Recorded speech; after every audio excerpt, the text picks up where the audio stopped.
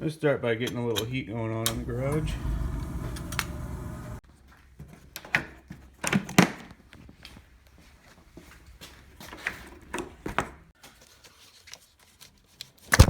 There we go. Yep.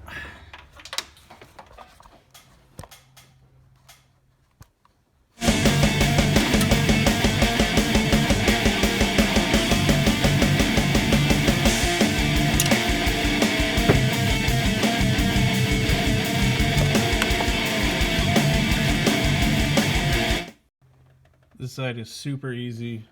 This is the driver's side. You can see there is cylinder 2 right there. There's 4 and 6 right there. So very easy to get to. The distributors right here.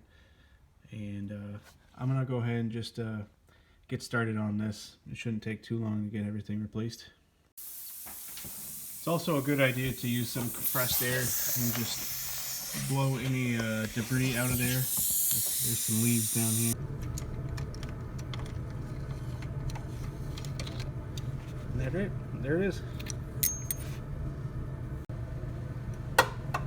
A good dose of high temp anti-seize on the threads, and I'm going to wind it back in there.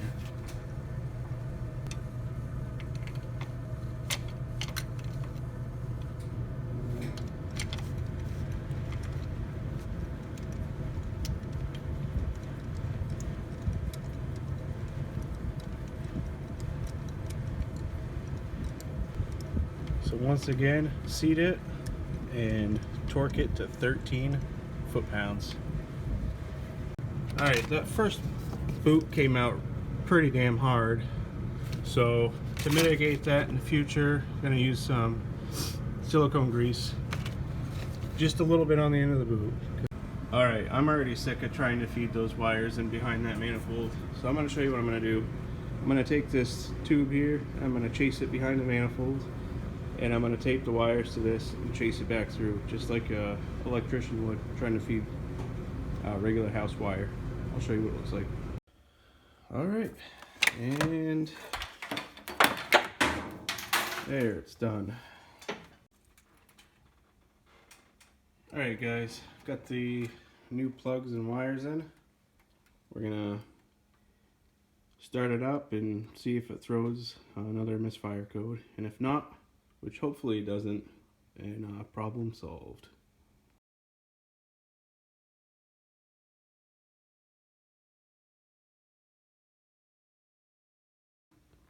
Okay, this just came in the mail today, so we can finish this up, chasing down the cylinder 4 misfire.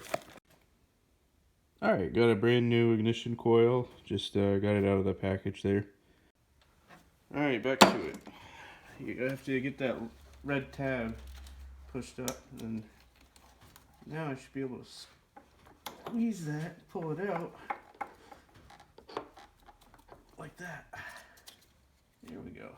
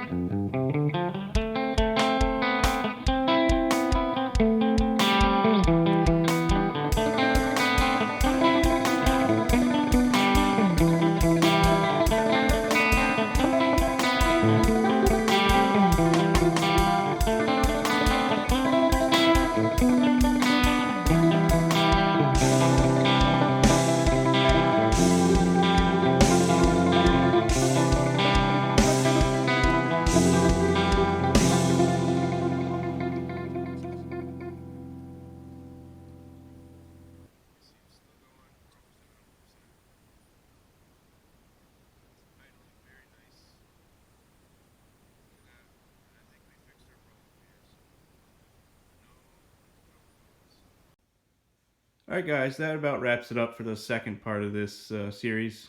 We did spark plugs, we did wires, and we did a new ignition coil, and that fixed our issue. It was a P0304 code, which ended up being cylinder 4 misfire.